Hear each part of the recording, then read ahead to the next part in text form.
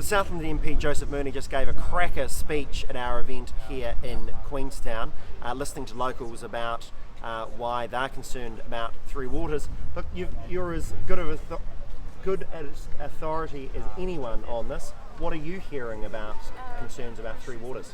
Oh, look, I think it's the same across the country, really. But people are really worried about losing local democracy. Losing local control of water. Water is obviously one of the most important things in our communities, and if communities have no say in how that's managed and how that's the infrastructure is developed and maintained over time, they lose a significant degree of control over their local communities, and that's fundamentally local democracy. So the council here sort of in an interesting position where it says it opposes Three Waters, but the mayor certainly didn't show up today, and they pulled out of, having initially gone in, then pulled out of the group of councils that are actually getting organised to push back against the government. Do you have a message for the council or councillors that are sort of sitting on the fence a bit here, or now that the National Party certainly come out and at least said you will repeal Three Waters if you get into government next year? Look, the very clear message is National is going to repeal this if we win the election next year, and so we need people to get out and vote for us if they believe this is an important issue for them. But in the first 100 days of a national-led government next year, or national government next year, we will repeal this Three Waters proposal.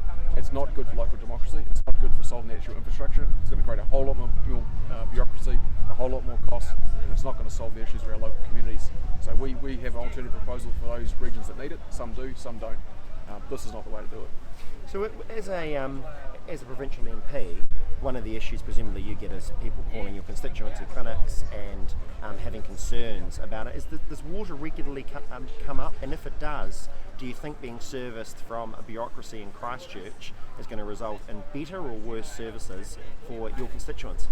Oh, look, everyone knows it's not going to be better if it's managed at a distance. I mean, that's why we have these local councils, so they can actually reflect the voice of their communities. They know what their community needs, and if you've got an issue, you can go and talk to your local councillor or your mayor and get that issue seen to.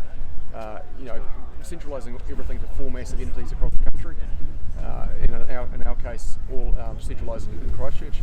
I mean, how are they going to know what we need in our region here? It's simply not going to happen. Joseph, thanks so much for joining us today, speaking to Taxpayer Union supporters.